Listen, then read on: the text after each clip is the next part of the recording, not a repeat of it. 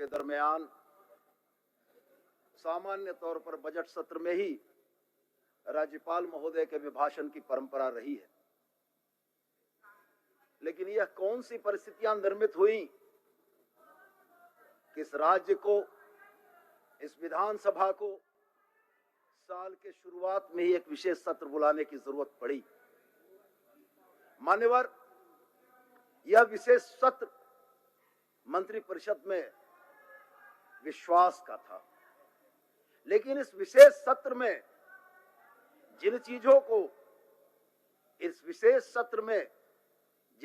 को, जिन परिस्थितियों को झारखंड की इस विधानसभा सौध ने देखा, वह भी इतिहास के पन्नों में दर्ज होंगी। नेता प्रतिपक्ष का कल अभिभाषण चल रहा था। मान्यवर, राज्यपाल महोदय के अभिभाषण पर राज्यपाल पद की गरिमा को बताने का प्रयास भी हो रहा था।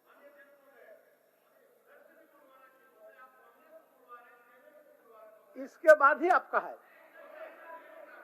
एक मिनट वीरेंद्र जी, आपको फिर क्लियर करना पड़ेगा, हमको क्लियर करना पड़ेगा। एक मिनट, देखिए राज्यपाल के दुर्भाग्य कहाँ है कि आप न प्रोसीडिंग पढ़ते हैं न नियम कानून पढ़ते हैं। आपका मन में जो आया उसी में खड़ा हो जाते हैं। जैसे आपसे पहले माननीय सदस्य हमारा मनीष जी ने, इतना वरिष्ठ सदस्य, इतना शिक्षित सदस्य, उन्होंने कह दिया, और जबकि मैंने संबोधन में ही इस बात को क्लियर कर दिया था। दूसरी बात यह है, आप प्रस्तावक थे स्टेफन बाबू बोले, समर्थक थे दीपिका जी 5 मिनट बोली, उसके बाद अब बड़ा दल से शुरू होता है। अब हमने असम से पुकारा गया वीरेंद्र जी को, ये आपका हमारा सुदीप को, और सुदीप के बाद ही आपके तरफ से जो लिखा हुआ पत्र आया है वीरेंद्र जी नारायण जी को, उस पत्र को भी पढ़ेंगे। धीरे धीरे क्रमवार आएगा ना, आएगा। चलिए सुदीप जी, माननीय सदस्य आसन से आग्रह आपका होगा कि विधायक का अधिकार कहीं वंचित नहीं हो रहा है। मेरे समझ से कहीं नहीं हो रहा। आप इस पर, आपका शंका निराधार है, आपका शंका मनगढ़ंत है, निराधार शंका है। ऐसा नहीं। चलिए बोलिए। माननीय अध्यक्ष महोदय, यह विशेष परिस्थितियां क्यों निर्मित हुई, यह भी वास्तव में सोचने की बात है। नेता प्रतिपक्ष के बड़े सारगर्भित भाषण में इस सरकार को महामहिम राज्यपाल की अधिनीत सरकार बताया गया, बड़ा स्वागत योग्य है। संविधान के जिस पाठ को पढ़ाने की वो कोशिश कर रहे हैं, संविधान के पहली प्रस्तावना पंक्ति को भी भूल चुके हैं।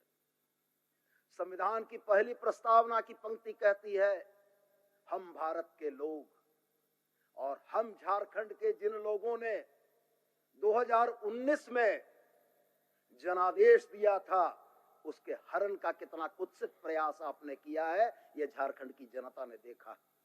और आपके इन कुत्सित प्रयासों में जब राजभवन की भूमिका संदिग्ध हो जाए, तो वैसी स्थिति में राजभवन को भी उन सवालों का सामना करना पड़ेगा। यह लोकतंत्र है, यह राजतंत्र नहीं है कि जहां राजभवन की गलत भूमिका के ऊपर सवाल न खड़े हों। और ये प्रदेश की सर्वोच्च पंचायत निश्चित रूप से अपने असंतोष को महामहिम राज्यपाल के समक्ष व्यक्त कर रही थी। यह वो व्यवस्था है जिसमें आपने राजभवन की शुचिता, राजभवन की संवैधानिकता को तार तार किया है। यह वो व्यवस्था का दौर है जिस दौर में इस सूबे ने बगैर मुख्यमंत्री के 18 से ज्यादा घंटे गुजारे हैं। वह सत्तालोलुपता की वो लार थी जो 31 तारीख को हेमंत बाबू को गिरफ्तार करने के बाद आपकी टपक रही थी कि अब ये राज पीआर लगा के हड़प लेना है। जब आप लोकतांत्रिक तरीके से चुनी हुई सरकारों को प्रलोभन देके, विधायकों की खरीद फरोख्त करके जब उस सरकार को अपदस्थ नहीं कर पाए, तो आपने राजभवन के माध्यम से सरकार को अपदस्थ करने का प्रयास किया था। और यही असंतोष था, जो असंतोष आदरणीय सीपी सिंह ने बिल्कुल सही कहा, यह असंतोष उन 47 में से 44 विधायकों का था। वो चूंकि पद पर आसीन है, इसलिए सदन की मानना उनका ध्येय था। लेकिन एक सदस्य की हैसियत से यह लोकतंत्र का मंदिर मुझको इस बात की इजाजत देता है कि जहां गलत है, जो प्रवृत्तियां गलत हैं, उन प्रवृत्तियों का विरोध हम लोकतांत्रिक तरीके से करने के लिए स्वतंत्र हैं। आप राज्यपाल की भूमिका और राज्यपाल के कर्तव्यों को मत समझाइए। आपको अगर समझना है तो आप समझाइए कि संविधान की मूल भावना को जितना तार तार आपने किया है, हिंदुस्तान का जब इतिहास इस कालखंड में दर्ज होगा तो निश्चित रूप से आप सुनहरे अक्षरों में दर्ज नहीं होंगे। आप दर्ज होंगे सारी लोकतांत्रिक व्यवस्थाओं को ध्वस्त करने वालों के नाम पर। आप दर्ज होंगे जनादेश का हरण करने वालों के नाम पर। आप दर्ज होंगे ऑपरेशन लोटस के माध्यम से प्रदेश की तमाम सरकारों को अपदस्थ करने वालों के तौर पर। सबसे दुर्भाग्य सी बात का है कि जब सदन में एक हमारे नेता प्रतिपक्ष खड़े होकर बोलते हैं परिवारवाद से मुक्ति हो गई, तो बड़ा आश्चर्य लगता है कि जिस विचारधारा की बात करने वाले लोग आज सदन में इतनी महत्वपूर्ण बातें कहते हैं, वो इस बात को भूल जाते हैं कि यह संपूर्ण आयातित विपक्ष है। मान्यवर आदरणीय बाबूलाल जी आयातित, सचेतक आयातित, अमर कुमार बावरी आयातित, भारतीय जनता पार्टी के जिन साथियों ने संघर्षों के बूते पार्टी को यहां तक पहुंचाया वो बैकबेंचर, और ये आयातित लोग आगे। मैं जानता हूं पार्टी के जो वरिष्ठ सदस्य हैं उनके दिल पर क्या गुजरता होगा। आज इस बात का ये शिक्षा दे रहे हैं कि चंपई बाबू बने हैं, तो इस अवसर के लिए धन्यवाद दें। बगल में परिवारवाद नहीं दिखता है मान्यवर। स्वर्गीय टेकलाल महतो के सुपुत्र जयप्रकाश भाई पटेल, परिवारवाद नहीं है मान्यवर। स्वर्गीय हेमेंद्र प्रताप देहाती के सुपुत्र भानु प्रताप शाही, परिवारवाद नहीं है मान्यवर। स्वर्गीय सुशांतो सेन गुप्ता की धर्मपत्नी अपर्णा सेन गुप्ता जी, परिवारवाद नहीं है मान्यवर। अमित मंडल जी, परिवारवाद का बिल्कुल उदाहरण नहीं मान्यवर, उधर नहीं है। जैसे भ्रष्टाचार सिर्फ इधर दिखता है, परिवारवाद भी उधर नहीं दिखता है। अरे इन बातों को भी तो सोच के चलिए कि कल के डेट में जब तमाम चीजों का मूल्यांकन होगा तो आपकी कहीं हर एक बात का भी मूल्यांकन होगा, और यह मूल्यांकन निश्चित रूप से आपको सिर झुकाने के लिए बाध्य करेगा। मान्यवर, क्या लोकतांत्रिक व्यवस्थाओं की स्थिति रही 4 वर्षों में, इस लेखा जोखा को पुनः पढ़ने की बहुत आवश्यकता प्रतीत नहीं होती। लेकिन होता यह है मान्यवर कि जब इतिहास के पन्नों को अनपढ़ लोग व्हाट्सएप यूनिवर्सिटी के ज्ञान से प्रस्तुत करते हैं तो लगता है कि उनको करेक्ट किया जाना बड़ा आवश्यक है। बाबा साहब अंबेडकर के लिए बड़े पुनीत विचार नेता प्रतिपक्ष के आने भी चाहिए। बहुजन समाज से आते हैं और बहुजन समाज बाबा साहब अंबेडकर को पूजनीय मानता है। वह यह मानता है कि बाबा साहब अंबेडकर की यह देन है कि मेरे जैसा एक पिछड़ा, उनके जैसा एक दलित और हमारे आदरणीय चंपई सोरेन जैसा एक आदिवासी इस प्रदेश का मुख्यमंत्री हो पाया। यह बाबा साहब अंबेडकर का ही संविधान का देन है। और साथ में यह भी नहीं भूलना है कि उस संविधान सभा के सदस्य मरांगों के जयपाल सिंह मुंडा साहब थे, जिन्होंने झारखंड के हिसाब से भी चीजों को सोचा।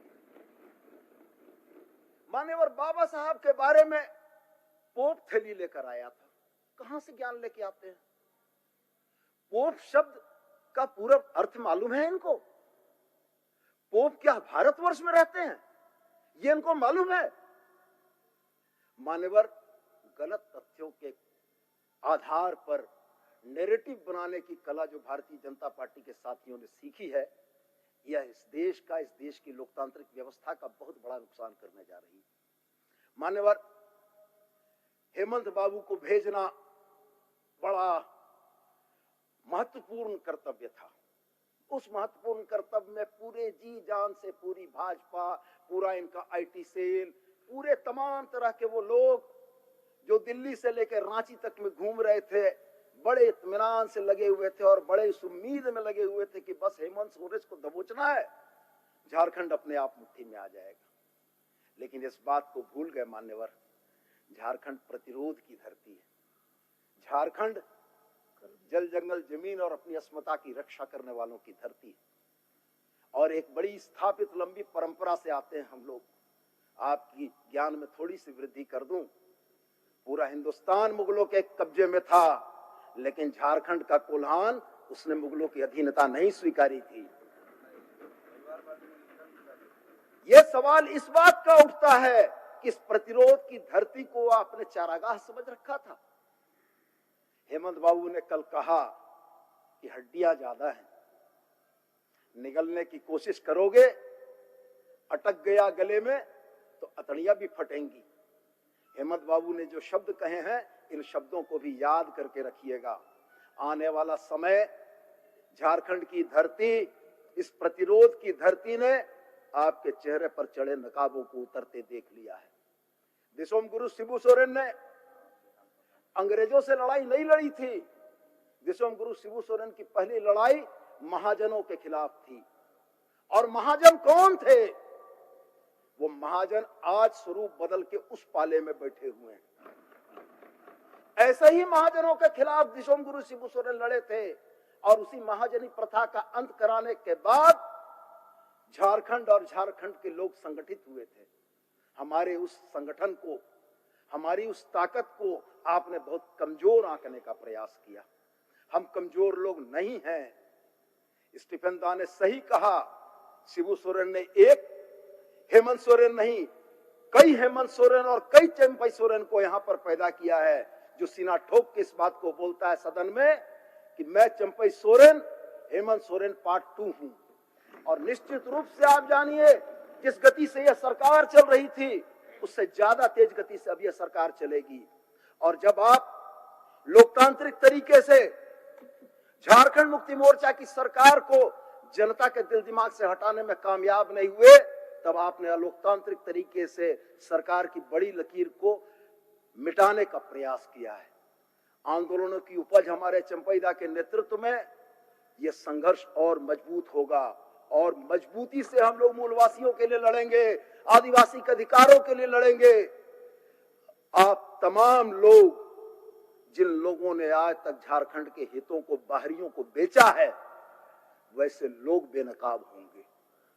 हम तमाम वह प्रयास करेंगे कि झारखंड को बेचने वाले या तमाम बाहरियों के फायदे की बात करने वाले लोग जनता के बीच बेनकाब हों। आंगनबाड़ी सेविका सहायिका याद है, सहायक अध्यापक याद है, वो तमाम लोग याद हैं। इसलिए याद हैं कि उस संवर्ग का 99% हिस्सा झारखंड के बाल बच्चों का है, मूलवासियों का है। इसलिए आपकी 5 साल की सरकार ने उन पर लाठियां बरसाई, और हेमंत सोरेन ने बाहें फैलाकर उनका स्वागत किया और उनको यथायोग्य सम्मान देने का प्रयास किया। ये मूलवासियों की सरकार थी, आंदोलन से उपजी सरकार थी। मैं स्पष्ट आपसे कहना चाहता हूं, राजनीतिक लड़ाई राजनीतिक तौर तरीकों से लड़ी जाती है। आपने जिन तरीकों का इस्तेमाल किया, 3-4 महीने के बाद ही चुनाव है। इन चुनावों में भी इसके जलवे आपको दिखेंगे, और ईश्वर ने चाहा तो 2024 का विधानसभा चुनाव तो आपको और उतना बड़ा मंजर दिखाएगा, जिस मंजर की आपने परिकल्पना नहीं की है। आपने एक तूफान को पिंजड़े में कैद करने की कोशिश की है। जब वो पिंजड़ा से तूफान निकलेगा तो आप तमाम लोग ध्वस्त हो जाएंगे। जब लहर चलेगी मुक्ति मोर्चा की, तो आप तमाम लोग ध्वस्त हो जाएंगे। मैं बहुत विनम्रता के साथ यह कहना चाहता हूं, कल आप अपना सोच लीजिए, कांग्रेस का कांग्रेस वाले सोचेंगे। कल नेता प्रतिपक्ष बन्ना भाई नेता प्रतिपक्ष ने कल एक बड़ी विचित्र बात कही। उस विचित्र बात के भावार्थ ये थे कि हेमंत सोरेन आदिवासी हो सकते हैं, लेकिन आदिवासियों के नेता नहीं हो सकते। ये बड़ी विचित्र बात थी, और पहली बार हमने सुना। जब देश का प्रधानमंत्री अपने ओबीसी होने का गर्व करता है, तो क्या इस राज्य के सूबे के मुख्यमंत्री को अपने आदिवासी होने पर गर्व नहीं करना चाहिए? मुझको वो दिन नहीं भूला है, और हमारे नेता प्रतिपक्ष को भी वह याद होगा कि जब ये नेता प्रतिपक्ष नहीं बने थे, तो व्यवस्था के प्रश्न पर सदन के बाहर जाकर बैठकर मीडिया के लोगों से कह रहे थे कि दलित होने के चलते मेरे साथ पक्षपात हो रहा था। वह याद है सदन को, वह याद है मुझको भी। तो बड़ी आश्चर्यजनक बात है कि हेमंत सोरेन आदिवासियों के नेता नहीं हो सकते हैं, लेकिन आदरणीय नेता प्रतिपक्ष जो हैं ये दलितों के सबसे बड़े नेता बन गए, बाबा साहब के सबसे बड़े अनुयायी बन गए। अरे बाबा साहब के अनुयायी बनने के लिए नीले रंग की जर्सी पहननी पड़ती है, ये भगवा नहीं चलता है बाबा साहब के अनुयायियों में।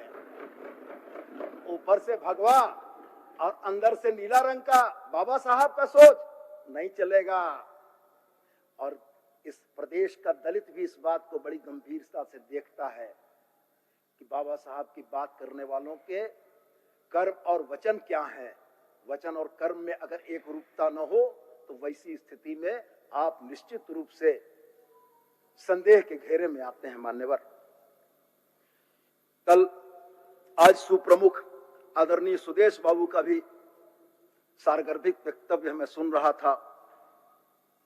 सुदेश बाबू के साथ भी वही समस्याएं हैं और सदन में जो आपने स्थान उनको आवंटित किया है मान्यवर, वो दो विचारधाराओं के बीच झूलता हुआ स्थान है। एक विचारधारा झारखंडी विचारधारा थी जो उनके बाएं हाथ की तरफ है, और एक विचारधारा जो झारखंड विरोधी वो उनकी दाईं तरफ है। अब उसके बीच के स्थान में सुदेश बाबू कभी बाईं विचारधारा की ओर झुकते हैं, कभी दाईं विचारधारा की ओर झुकते हैं। सरकार आपके द्वार का प्रशंसा भी करते हैं और बोलते हैं निष्पादन भी नहीं हुआ। मान्यवर, आंदोलनों की धरती है। सुदेश बाबू ने कल अपने वक्तव्य में कहा कि दिसोम गुरु शिबू सोरेन जो इस राज्य के बड़े आंदोलनकारी थे, उनके सुपुत्र हेमंत भाई, जिन्होंने कभी आंदोलन में हिस्सा नहीं लिया, जिसके पिता ने 30 वर्षों 40 वर्षों तक जंगल की खाक छानी, राजनीति में जिसने लंबे समय से हिस्सा लिया, उसके कद को अगर छोटा करने का प्रयास इस बात से होता है कि आप आंदोलन में हिस्सा नहीं लिए थे, तो बड़ा दुर्भाग्यपूर्ण है। मान्यवर, मैं तो चुनौती देकर आपको कहता हूं मान्यवर कि झारखंड आंदोलन से संबंधित मुकदमे उस तरफ के लोग अगर एक दिखा दें तो हम भी इस बात को मान लेंगे कि झारखंड आंदोलन में वनांचल वाले लोग भी थे और आजसू वाले लोग भी थे। अरे आंदोलनकारियों की तो अंतिम जमात हम लोग हैं। जिन लोगों ने झारखंड आंदोलन किया या आगे बैठे हुए लोग झारखंड आंदोलनकारियों की जमात है, जिन लोगों ने अलग राज्य के लिए संघर्ष और आंदोलन किया है। आप लोगों ने क्या किया? आज अटल बिहारी वाजपेयी का नाम लेकर ये कहते हैं कि अटल बिहारी वाजपेयी ने दिया। आपका कार्य अभी नीलकंठ बाबू को के मामले का एक मुकदमा इनके पास नहीं है। मान्यवर, जब अब आंदोलनकारी आयोग से वनांचल शब्द हटा तो बड़ी तकलीफ हो गई। मैंने चुनौती देकर कहा था कि वनांचल से संबंधित एक मुकदमे की सूची लेकर आओ और ये दिखाओ कि झारखंड अलग राज्य के आंदोलन में तुम लोगों ने जेल गए और आपने हिस्सा लिया। वो सवाल सिफर है। मान्यवर, ये सिर्फ भरमाने की कोशिश, भरमाने की साजिश। राज्य को अलग हुए आज 24 साल गुजर गए। निश्चित रूप से आंदोलन के चरम को वर्तमान पीढ़ी भूल रही है। उस वर्तमान पीढ़ी के दिमाग में यह बात डालने की कोशिश हो रही है कि आंदोलन इन लोगों ने किया, आंदोलन इन लोगों के वजह से झारखंड अलग राज्य बना, और जब ने तब अटल बिहारी वाजपेयी ने दिया।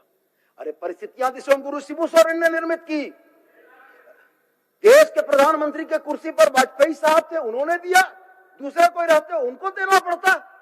ये जनभावना थी, ये जनभावना का प्रकटीकरण था, और जनभावना के इस प्रकटीकरण को कोई सत्ता सरकार नहीं रोक सकती है। आपने साइन किया, इसलिए बनाने का श्रेय नहीं है। मान्यवर, आपके पीछे और एक सदस्य है मान्य। ठीक है मान्यवर, 2 मिनट में खत्म करेंगे।